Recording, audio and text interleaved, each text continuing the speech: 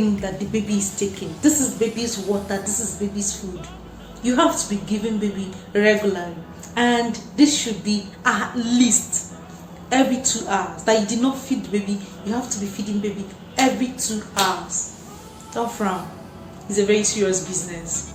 It's a very serious business. So you have to be feeding baby every 2 hours, and that's why they give you maternity leave when you deliver your baby. That's why they give maternity leaves. I know some people give up to 3 months, up to 6 months. The standard is 6 months.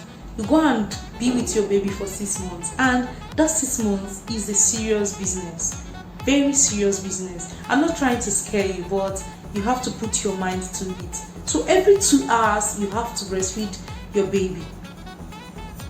If you do that, if you breastfeed your baby every 2 hours, and each episode of breastfeeding lasts for 40 minutes, and you empty your breast, why would the baby cry?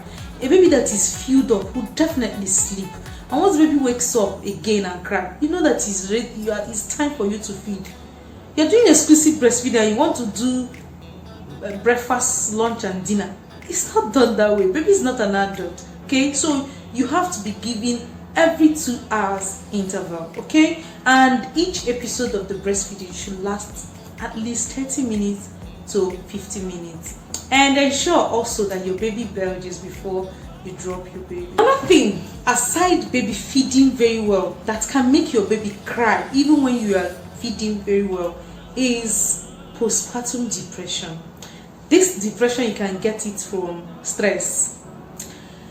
In our previous video, when we talked about reasons why your breast milk comes out late and what you're supposed to do, I mentioned that stress and depression can be a causing factor. In there, your depression, I said, may be as a result of a drastic drop of the pregnancy hormones, which you can avert by resting very well and initiating breastfeeding immediately, so that your lactating hormones, your prolactins and oxytocins, will be enough in your bloodstream. And I said you have to rest very well to chase away the stress incurred during pregnancy days and labor period. And I said it wasn't a period for you to entertain visitors, so that you can rest well. When you are stressed out, there is release of cortisol. There is release of a hormone called cortisol, and this cortisol is deposited in your bloodstream. Your breast will carry it, and your baby will feed on it.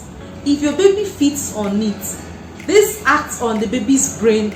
The neurotransmitters in your baby's brain will convert these things, and your baby will start feeling very angry, agitated. Baby will cry all the time and refuses to eat food.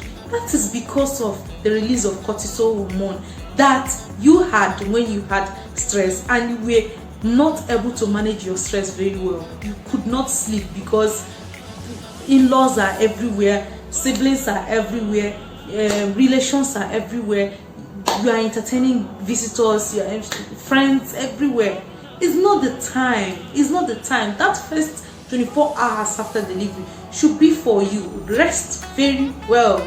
You may think you are healthy, but these things they are doing their work.